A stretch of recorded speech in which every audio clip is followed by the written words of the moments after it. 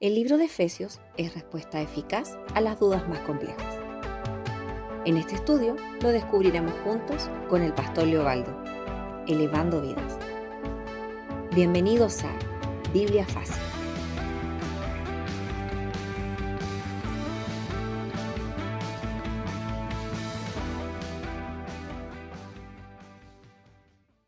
Hola, ¿qué tal? ¿Cómo están? Esto es Biblia Fácil, una manera fácil de estudiar la palabra del Señor, sin complicaciones, pero con mucha profundidad.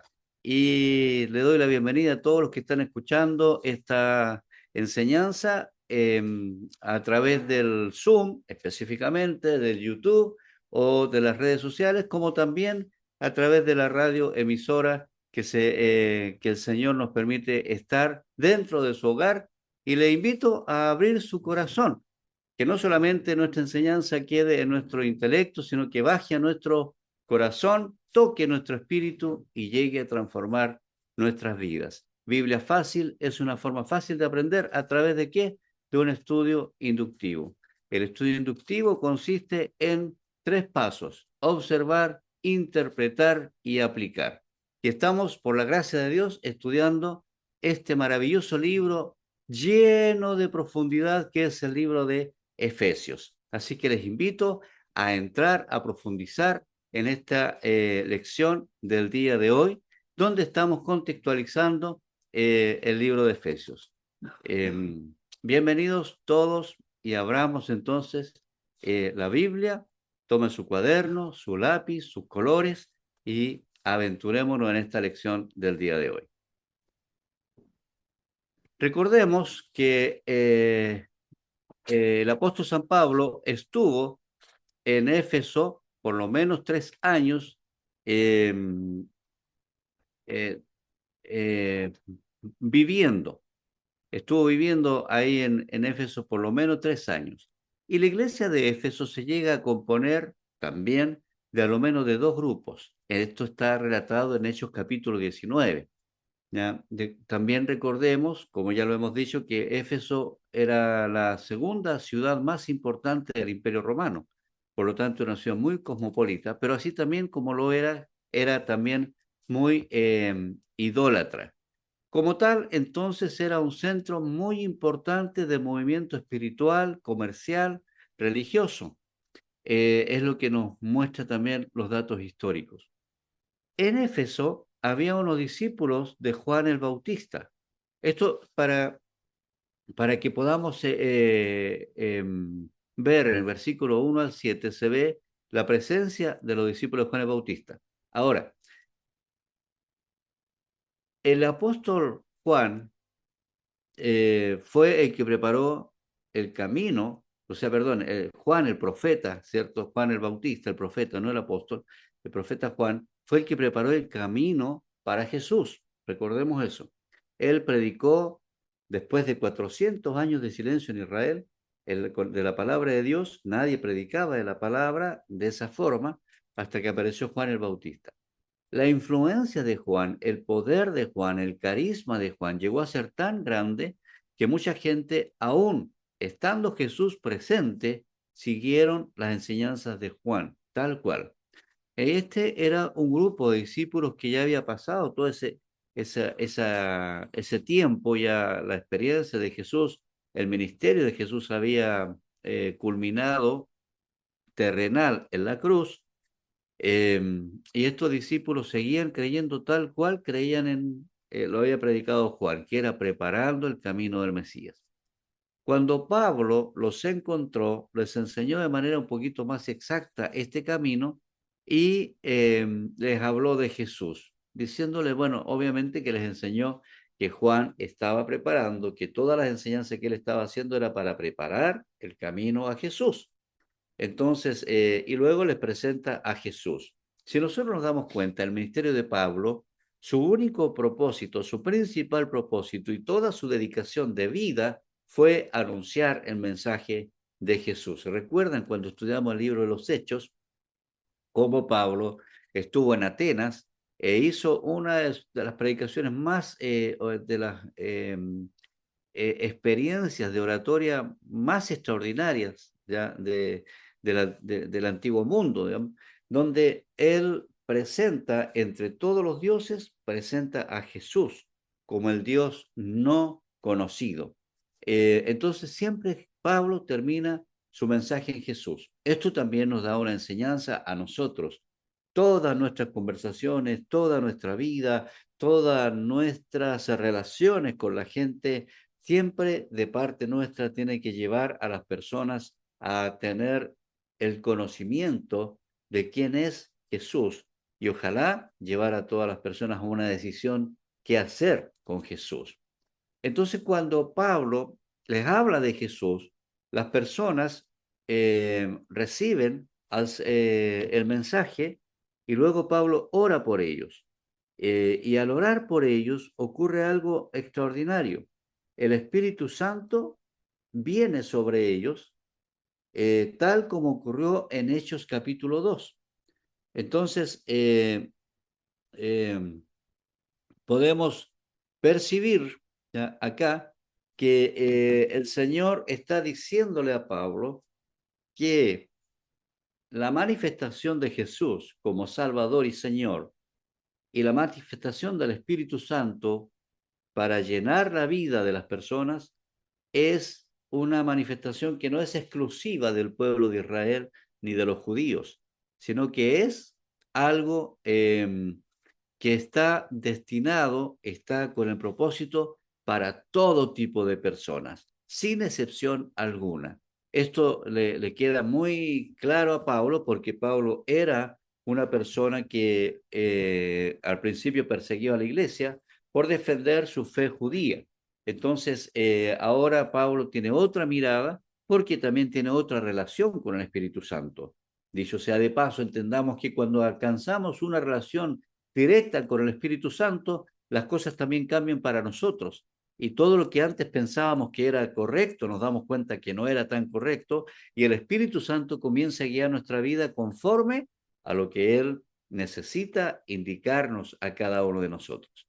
Entonces, viene el Espíritu Santo sobre estos 12 discípulos nuevos para Pablo, pero eran discípulos con la enseñanza que traía Juan, y sobre ellos se manifiesta el Espíritu Santo, trayendo también la manifestación de los dones de lenguas y de profecía. Recordemos también que el don de lengua, el don de profecía, son los dones que se manifestaron en el libro de los Hechos, cuando los discípulos comenzaron a orar y vino el Espíritu Santo por primera vez. Ellos comenzaron a hablar en diferentes tipos de lenguas. ¿Qué lenguas hablaban? Hablaban la lengua de todos los pueblos que estaban alrededor y que en ese momento estaban reunidos en Jerusalén. Por lo tanto, el hablar en lenguas y el profecía también tiene que ver con la proclamación del Evangelio. Tiene que ver con que las profecías, siempre lo enseño para que no haya confusión con esto, no necesariamente predicen el futuro sobre un caso puntual o una situación puntual, aunque puede ser, sino que las profecías tienen que ver con la proclamación del Evangelio. El don de profecía es el don de proclamación del Evangelio, de la predicación, del anunciar el mensaje de Jesucristo. Entonces, cuando los discípulos de Juan, estos 12, reciben el Espíritu Santo, lo que están recibiendo es poder y autoridad para proclamar el nombre de Jesucristo en el Espíritu Santo. El Espíritu Santo les da el poder y ellos comienzan y tienen ahora esta capacidad especial que obviamente antes no la tenían porque no conocían al Espíritu Santo y no sabían de Jesús, pero ahora sí. Esta clave es muy importante porque recordemos que de Éfeso, después de pasar por la escuela de Tirano, aquí tienen el poder, después pasan por la escuela de Tirano, donde Pablo enseñó por cerca de 2 años, y entonces se complementa el poder del Espíritu con la capacitación y el conocimiento adquirido para saber cómo proclamar. A causa de esta suma de las dos cosas, del poder del Espíritu Santo, más la capacitación, entonces toda la provincia de Asia recibe el mensaje de salvación. Entonces, es así cómo se produce este gran fenómeno. Una cosa es el poder, el entusiasmo, la autoridad que el Señor da, el respaldo a través de milagros, sanidades, de palabras que no son persuasivas, sino poderosas, pero eso tú tienes que sumarlo ¿a qué? Tienes que sumarlo a la capacitación. Recordemos que Pablo era un hombre altamente capacitado que se había preparado a los pies de Gamaliel y por lo tanto era un hombre, podríamos decir, un académico para su tiempo, y él pudo enseñarle también a los discípulos de Éfeso de esa misma manera. Tenemos entonces aquí una enseñanza muy clave, que necesitamos el poder del Espíritu, pero necesitamos también el poder de la palabra, de cómo aprender, cómo enseñarla, cómo entregarla, qué estrategias usar, cómo debo hacerlo. Todo esto se ve en esta enseñanza. Luego, como ya lo dije, Pablo estuvo un tiempo en la sinagoga, pero ¿cuál era el problema ahí en la sinagoga? Que él tenía que enseñar los sábados y también tenía que enseñar algo que no produjera conflicto con los judíos, porque la sinagoga es judía. Y la enseñanza que estaba entregando él sí generaba conflicto porque a los judíos les costaba entender quién era Jesús y que Jesús era el Cristo. Por causa de este conflicto teológico, bueno, Pablo prefirió salir de la sinagoga e ir a un lugar neutral. Al ir a la escuela de Tirano podían llegar todo tipo de personas, es decir, judíos, si querían ir en forma voluntaria, y también gentiles. Y ahí se produce, digamos, esta base para formar la composición social que tenía la iglesia de Éfeso. Habían judíos, pero también habían gentiles. Gentiles, reitero, para el que no lo tiene en su memoria, son aquellas personas que no son judías. La Biblia le llama gentiles. Es decir, nosotros seríamos gentiles. Entonces, él estuvo 3 años enseñando en la escuela de Tirano y enseñaba en el horario cuando la escuela no funcionaba, de las 11 de la mañana hasta las 4 de la tarde. ¿Ya? Entonces, es más o menos como lo hacía todo, cada día. Es decir, abrió, podríamos decirlo en palabras más modernas, abrió un seminario y en ese seminario preparó a aquellos que habían recibido el poder del Espíritu Santo, esos 12 como otros más, ya que se fueron preparando. Entonces, y gracias a esa capacitación en el poder y en la palabra, toda la provincia de Asia oyó el Evangelio. En estos mismos versículos vemos que no solamente Pablo estaba enfocado en la capacitación, en la enseñanza, en el área intelectual, sino que también había por parte de él un respaldo, por parte de Dios para Pablo, un respaldo en la enseñanza. ¿Por qué? Porque la palabra nos dice que la gente llevaba pañuelos y delantales de Pablo para que sanara a los enfermos y expulsara a los demonios. Entonces, hay que ver que Pablo está predicando el Evangelio en un lugar donde la magia, el poder de los demonios está muy manifestado y sin duda que también estaban haciendo milagros. Pero no tiene que sorprendernos, no tiene que sorprendernos que todavía, aunque estamos a una distancia temporal y a una distancia geográfica también y cultural muy larga, muy grande de lo que pasaba en ese tiempo en Éfeso, pero sin embargo, en nuestro tiempo todavía hay gente que practica la magia, que practica el espiritismo, no en Chile como en otras partes, pero aún hay gente que hace uso de este tipo de poderes que no vienen de parte del Señor. Cuando existen en un lugar ciertas características, Dios tiene la dinámica de manifestar su forma, digamos, su presencia de diferentes formas. Se lo voy a decir de esta manera. Si tenemos que ir a predicar el evangelio a donde hay mucha gente intelectual que estudia mucho, que estudia filosofía, que estudia teología, que estudia, entonces el Señor va a permitir que en ese lugar sea mucho más efectiva la predicación del evangelio por parte de alguna persona que esté bien preparado también desde el punto de vista intelectual y académico en el área bíblica y teológica, ¿ya? Entonces, y ahí puede argumentar y entregar el mensaje de salvación. Muchos lo hacen de esa manera. Y eso eh, eh, eh, está bien.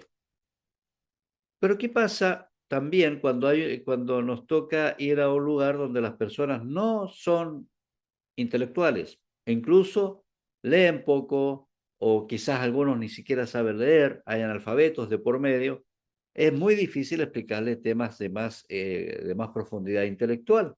Entonces Dios opera de esta otra manera, haciendo señales y milagros para que la gente viendo puedan creer, ya, y experimentando puedan también abrir su corazón.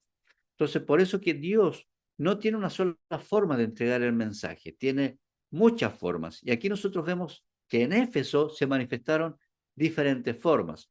Por una parte, la capacitación, digamos, el poder del Espíritu Santo vino sobre la iglesia sin distinción alguna de raza, ni color, ni nada.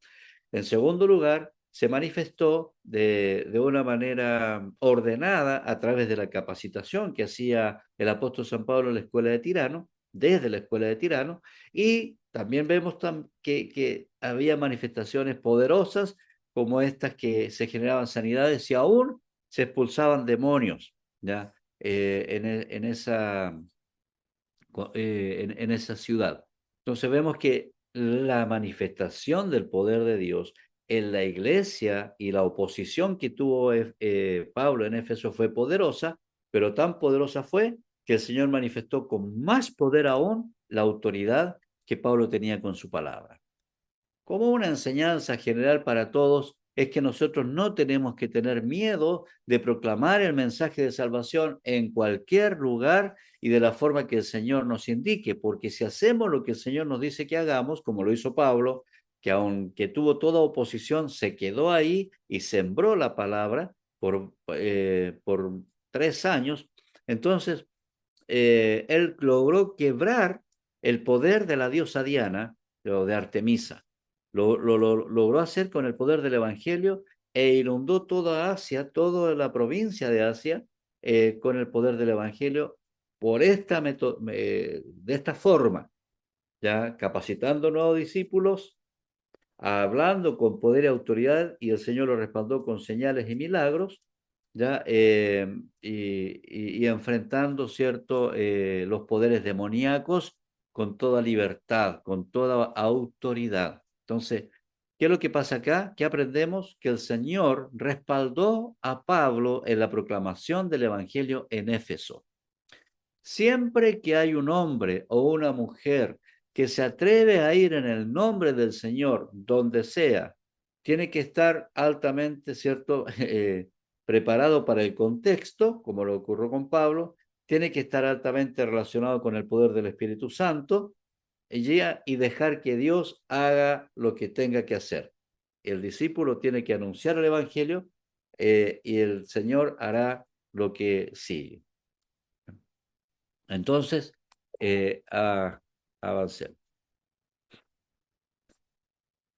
Bueno, aquí es como un episodio como para una pequeña advertencia. Acá hay un episodio para que encontramos los hijos de Seba que intentaron hacer una liberación, ¿cierto? Pero no tenían conocimiento ni de Jesús ni de Pablo. Ya, el demonio sí conocía a Jesús y conocía a Pablo y los derrota sin ningún problema. Cuando nosotros vamos a orar, a ungir, a hacer una oración de sanidad, de liberación, es muy importante que usted sepa que la oración no es un rito, algunos lo toman como rito, pero no es un rito, es una relación de poder y de autoridad. Entonces, no cualquiera puede hacer una oración de liberación, de sanidad, porque tiene sus complicaciones espirituales, ¿ya? Este espacio no nos permite contar muchos testimonios, pero hay muchos testimonios de cómo a veces las personas se toman autoridad que no tienen y luego tenemos que ir a orar y a aconsejar y a buscar ayudar a la persona que intentó hacer algo espiritual sin tener el respaldo y la autoridad que corresponde. Avancemos entonces con esto y que ya yo les expliqué esta parte, lo que es la escuela de Tirano y cómo Pablo trabajaba ahí en esa escuela. Pero era, como le decía, probablemente un filósofo, un maestro, y que él hacía sus conferencias y en los espacios libres que quedaban, según datos históricos, ¿cierto? Entre mañana y tarde, prácticamente a la hora de almuerzo, Pablo aprovechaba, podría haberlo arrendado o pagado, o se lo cedía, no sabemos, pero sí ahí él hacía la enseñanza. Y como veíamos la semana pasada también, fueron cerca de 3.000 horas de enseñanza que pudieron haber recibido los discípulos ahí en Éfeso. Por lo tanto, donde había mucha oposición, también tenía que haber mucha preparación para poder enfrentar. Ya, así que esta es una parte que ya revisamos. También revisamos, ¿cierto? Lo que dicen algunos comentarios respecto a este avivamiento. Versículo 17 al 20 dice que la palabra dice que el temor de Dios cayó sobre toda la ciudad. ¿Qué significa que cayó sobre toda la ciudad? Los creyentes confiesan sus prácticas mágicas y quemaron sus libros. Acuérdense que era una cantidad millonaria, no era que, voy a quemar un librito. Quemaron libros que tenían un valor económico bastante elevado, de millones. Eh, Creo que es 1 millón y algo de dólares, que lo tenemos aquí registrado. Así crecía, dice la palabra, y prevalecía poderosamente la palabra del Señor. Fíjese en estas dos palabras, crecer y prevalecer. ¿Por qué crecía y prevalecía? Porque Pablo estaba lleno del Espíritu Santo. Segundo, porque Pablo delegó en la enseñanza la autoridad de predicar el Evangelio a una nueva generación. Esto es la preparación, la capacitación. Tercero, y no en orden de importancia, es porque el Espíritu Santo se derramó también sobre la siguiente generación, los primeros discípulos de Éfeso. Entonces, habiendo estas características, y les delegó, ¿cierto? Les entregó dones de profecía y de lenguas. Entonces, con estas características es imposible que no creciera. Los discípulos estaban llenos de poder, llenos de capacitación y crecía poderosamente y no solamente crecía, sino que prevalecía, es decir, la gente comenzaba a hablar más acerca de lo que estaba pasando en ese grupo. Ya, bueno, como anécdota aparece lo del versículo 23 al 41, donde los comerciantes se enojan con Pablo, asusan a la ciudad y dice que por más de 2 horas estuvieron gritando grandes Diana de los efesios. Bueno, eso es algo realmente extraordinario. ¿Cómo se pueden mover las masas a través del poder también del demonio? Entonces, como dato también importante, Pablo escribe la carta de Éfeso desde la cárcel y se le escribe a una iglesia que nace en medio de la oposición más intensa. Ya, siempre que leamos Efesios, vamos leyendo, entendiendo que esta iglesia nació con poderes, o sea, nació en medio de una oposición social, pero también espiritual grande. Y por eso que Pablo, al finalizar la carta de Éfeso, hace mención a la guerra espiritual, que no tenemos lucha contra sangre ni carne, sino contra principados, contra potestades, contra gobernadores de las tinieblas, contra huestes espirituales de maldad. ¿Por qué? Porque Pablo estaba muy consciente y la iglesia de Éfeso nació con la conciencia de una existencia, de una oposición espiritual. Aquí nosotros estamos en desventaja, porque muchos de nosotros hemos conocido al Señor sin necesidad de este tipo de manifestaciones. Le hemos abierto nuestro corazón porque entendimos intelectualmente que necesitamos de Jesús. pero no hemos visto este tipo de manifestaciones ni oposición de las brujerías, nunca, mucha gente nunca en su vida ha visto un endemoniado, entonces, que manifestado, entonces eh, cuesta un poco entender este tipo de enseñanza de liberación de demonios y cosas por el estilo. Pero eso no quiere decir que no exista. Así fue lo que ocurrió acá en Éfeso. La gente gritaba, grande Diana de los Efesios, ¿por cuánto? Por 2 horas. Entonces hubo que se generó un control ahí por una autoridad y Pablo pudo estar, entre comillas, tranquilo en ese momento. Pero siempre tengamos en cuenta, donde se proclama el Evangelio, habrá oposición espiritual, puede ser oposición espiritual, puede ser una oposición política, puede ser una oposición intelectual o una suma de todo esto. Pero de que hay oposición, porque cuando nosotros predicamos el Evangelio de Cristo, aunque no estemos en Éfeso, estamos predicando un evangelio que daña la estructura satánica. Daña la estructura satánica y Satanás no va a soltar a sus hijos y a sus esclavos de forma, no lo va a regalar, él va a pelear por ellos. Entonces, eso tenemos que tenerlo claro. Pero esa batalla, Pablo la ganó en el poder del Espíritu. Recordemos siempre eso. Ahora, Pablo era ciudadano romano. ¿Qué significa que Pablo fuera un ciudadano romano? Era uno de los documentos de identidad más poderosos del mundo antiguo, porque no todos los que estaban bajo el Imperio Romano eran ciudadanos romanos, de hecho, muy pocos en el fondo. Pero Pablo era ciudadano romano por nacimiento. ¿Por qué se dice que Pablo era ciudadano romano por nacimiento? Porque mucha gente o más bien no mucho, sino que la gente anhelaba ser ciudadano romano porque el ser ciudadano romano le significaba a las personas ciertos privilegios. Y en el caso de Pablo, y como significaba ciertos privilegios, había algunos ciudadanos, algunas personas que eran un poquito más pudientes y ellos ¿qué hacían? Pagaban altas sumas de dinero para ser reconocidos como ciudadanos de romano. Ya era como un bono especial. Entonces, ser ciudadano romano significaba la posibilidad, por ejemplo, de apelar a César. No sé si ustedes se acuerdan que Pablo, en pleno juicio, él dice, yo voy a apelar a César porque yo soy ciudadano romano. Y apeló a César. ¿Qué significaba apelar a César? Que si estaba en un juicio determinado, ya como le pasó a Pablo, que estaba siendo juzgado por predicar el Evangelio, él podía, para su defensa, ir con su caso directamente a César, que sería para hoy como la Corte de Apelaciones o buscar una intervención presidencial. Obviamente era mucho más significativo para ese tiempo. Entonces, el ciudadano romano podía apelar a César, pero no podía apelar a César a alguien que no fuera un ciudadano romano. Comparemos el caso de Jesús. Jesús no tenía ese derecho de apelar a César, o de tener una defensa diferente. Pero Pablo sí usó este derecho y gracias a ese derecho él llegó a Roma y siguió predicando en Roma, aunque estaba detenido. Otra cosa importante de apelar a César es que no habían torturas, no estaban permitidas las torturas, ni mucho menos crucificar a un ciudadano romano. Por lo tanto, Pablo, a pesar de que estaba siendo tratado injustamente, no iba a morir ya crucificado.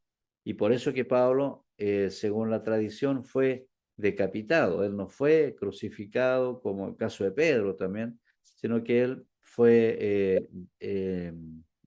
murió tristemente decapitado. Otra cosa que tenía eh,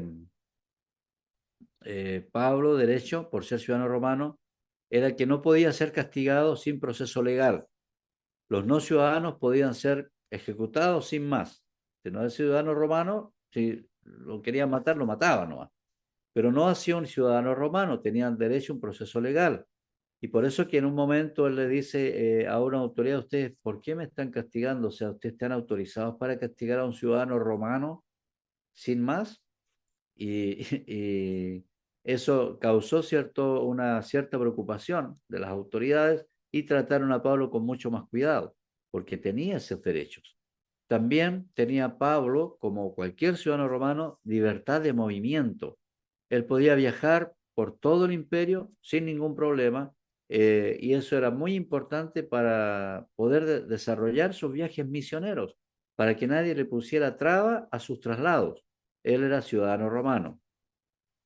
Otra cosa que tenían los ciudadanos romanos, a diferencia de otros que no eran ciudadanos romanos, era que tenían la presunción de inocencia.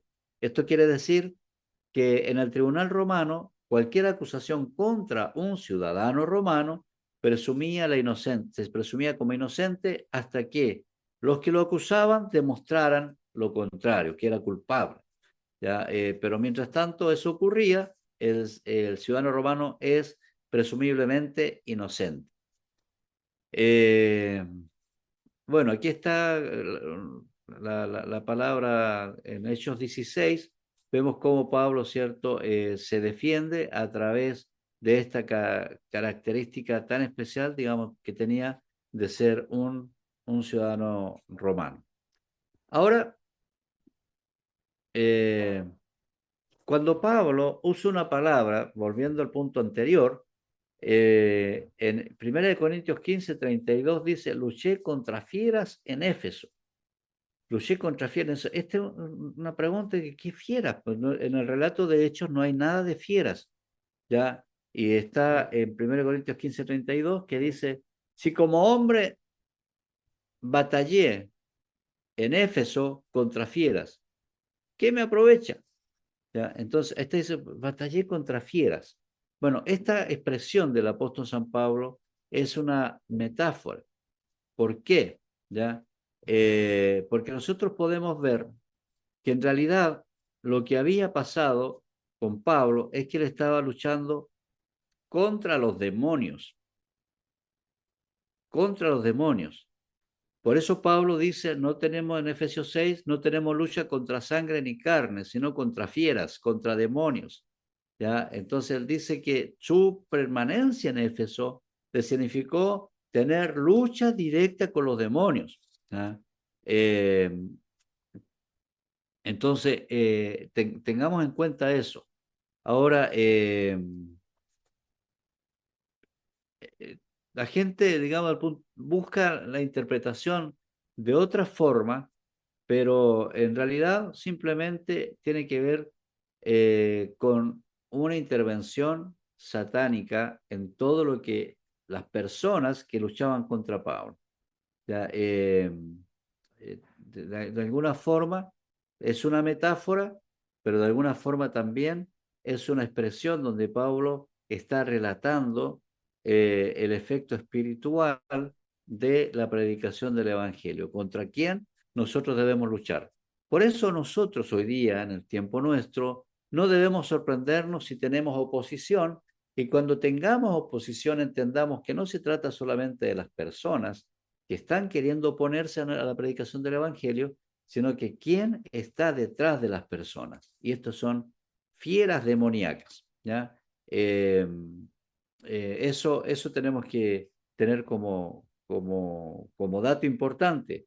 ¿Por qué es importante este dato? Porque porque en la ciudad de Éfeso, Pablo tuvo que enfrentar este tipo de luchas que no están muy descritas en otras partes tan bien como está aquí en la iglesia de Éfeso. Ahora veamos acerca de la iglesia y su composición y el autor, que es el apóstol San Pablo. Ahí está para que ustedes puedan revisar. Pablo, el año 52 después de Cristo, llega a... Esperen un poquito. Y deja a Priscila y Aquila para que ayuden a fundar la iglesia. Recuerden que también tuvimos el relato de que está Apolos, que también estaba enseñando de manera muy elocuente la palabra, pero le faltaba alguna precisión. Y Aquila y Priscila lo trajeron y le enseñaron para que fuera un poquito más preciso. ¿Ya? Entonces, y la tradición también dice que Apolos llegó a ser uno de los líderes también de la iglesia de Éfeso. Del año 52 al año 55, Pablo estuvo predicando, enseñando, como ya saben, ya en la escuela de Tirano, una estadía la más larga de cualquier otra ciudad. Era importante para Pablo estar en Éfeso y luego terminó su tiempo en Roma, ciudades importantes. Esto nos muestra una estrategia misionera también muy relevante, no es menor. Es muy clave pedir dirección al Señor y saber dónde el Señor quiere que nos movamos o dónde más bien se está moviendo Él para saber cómo una predicación del Evangelio puede producir un efecto más multiplicador que en otro lado. Pablo podría haber sido a cualquier otro pueblo a predicar, pero él prefirió Éfeso, donde se quedó más tiempo, y también prefirió Roma, las principales ciudades del Imperio Romano. Y por eso el efecto de la predicación llegó a tantos lugares. Entonces nosotros también debemos ser estratégicos en ver dónde y cómo vamos a predicar el Evangelio. Los años siguientes estuvo Apolos, Timoteo, Juan, el apóstol, según la tradición, que estuvieron ayudando a pastorear esa congregación. ¿Ya? Y luego nosotros vemos que Juan escribe el Apocalipsis, escribe el Apocalipsis desde la isla de Malta, y en la Apocalipsis, la primera iglesia que él menciona es la iglesia de Éfeso. Ahí está en Apocalipsis 2, versículo 1 al 7.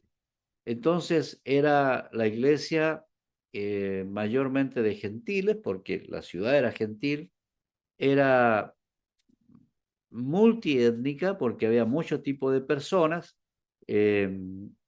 y se habían convertido del paganismo demoníaco, diría yo, ¿ya? Con más precisión, llegando a entender la importancia que es ser cristiano, de la identidad en Cristo. Entonces, la carta de Éfeso a la iglesia de Éfeso nos habla mucho acerca de la identidad en Cristo.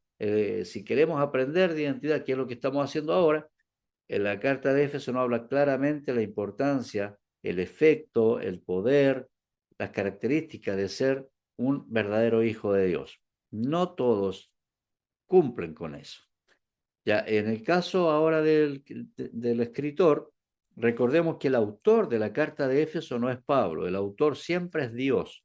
El autor de la Biblia es Dios. El escritor para esta carta específica, el medio para esta carta específica se llama Pablo, que es el escritor. Saulo de Tarso, ¿ya? Que pertenece a la tribu de Benjamín, ¿ya? Del pueblo de Israel. Él era un alumno de Gamaliel, era un fariseo, muy bien preparado, era romano de nacimiento y su conversión está relatada, ¿cierto?, en el libro de los Hechos. Fue camino a la ciudad de Damasco cuando iba con un propósito persecutorio. Y el llamado ya es predicar no solamente a los judíos, sino que él descubre que él tiene que predicar el evangelio también a los gentiles, como ocurre aquí en el libro de Éfeso. Y cuando escribió la carta estaba preso en Roma, ¿ya? En Roma. Los años 60, 62 aproximadamente después de Cristo es cuando Pablo escribe a Éfeso desde Roma. En Efesios 3:1 dice, prisioneros de Jesucristo por vosotros los gentiles. Es decir, estoy preso por predicarle a ustedes. Entonces ahí tenemos ya los contextos de la iglesia, tenemos también datos acerca del apóstol Pablo como escritor del libro. ¿Cuál es el propósito del libro? El por qué. ¿Por qué Pablo escribió el libro? Es una carta de identidad, como dije, de unidad y de victoria, ¿ya? Eso es. Aquí descubrimos en esta carta la identidad, nosotros resumimos en 2 palabras, y propósito. ¿Ya? Lo primero es revelar el misterio del Evangelio. ¿Cuál es el gran misterio del Evangelio? Lo que era sorprendente para un judío es que judíos y gentiles pueden ser un solo cuerpo en Cristo.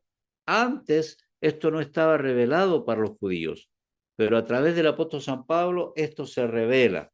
Y no está mal porque Pablo, el Señor lo dijo, me seréis testigos hasta lo último de la tierra. El Señor Jesús dejó manifestado que el evangelio que él había traído, las buenas noticias de Jesús, no solamente eran para el pueblo judío, sino que también eran para todo el pueblo gentil, para todo el mundo. Gracias a eso, el mensaje también llegó a nosotros. Lo segundo importante, digamos, de propósito es la identidad del creyente. Es poder enseñarle a los efesios su identidad, su nueva identidad en Cristo, para que no se prestara a algún tipo de confusión respecto a las costumbres que traían de antes. Esto es muy importante para nosotros asimilarlo, que baje a nuestro corazón, que transforme nuestra forma de ver la vida, porque los creyentes de Éfeso tuvieron que aprender a través del poder del Espíritu Santo, de la capacitación, del estudio de la palabra y de la proclamación, que ellos eran diferentes, eran otras criaturas. Esto nos habla claramente de lo que es el nuevo nacimiento. Queridos, tú y yo somos diferentes personas a las que éramos antes de recibir a Jesús en nuestro corazón.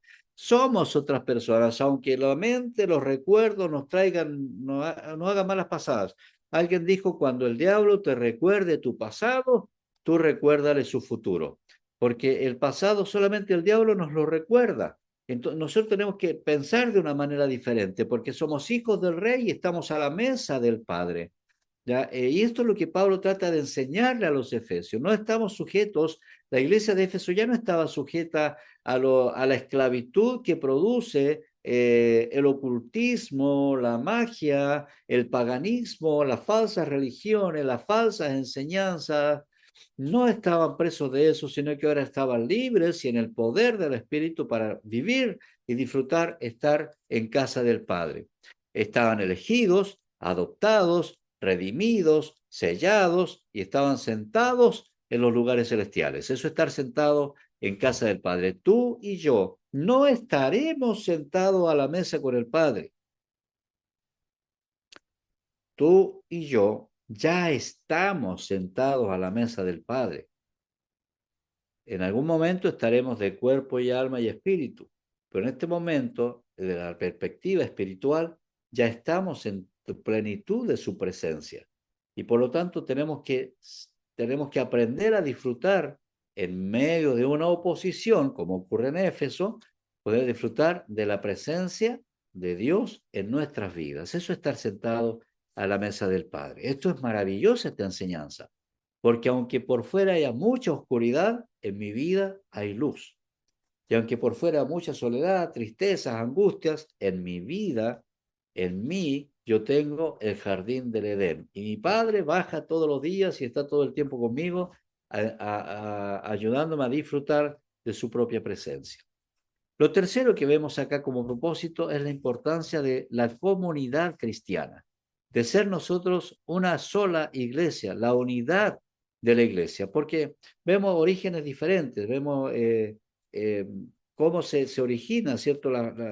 Cómo van llegando los discípulos, unos que ya creían en Juan, otros que se fueron convirtiendo en el camino, y esos llegaron a formar la iglesia. La iglesia, querido, siempre está compuesta por muchos tipos de personas, con muchos tipos de temperamentos, con diferentes trasfondos, pero al final somos uno solo en Cristo. Y entonces la iglesia, todos conscientes e intencionalmente, debemos luchar por ser siempre un solo cuerpo en Cristo, no solamente como iglesia local, no solamente como ministerio, sino que también como iglesia del Señor, predicando más allá de la propia iglesia, sino del reino de Dios.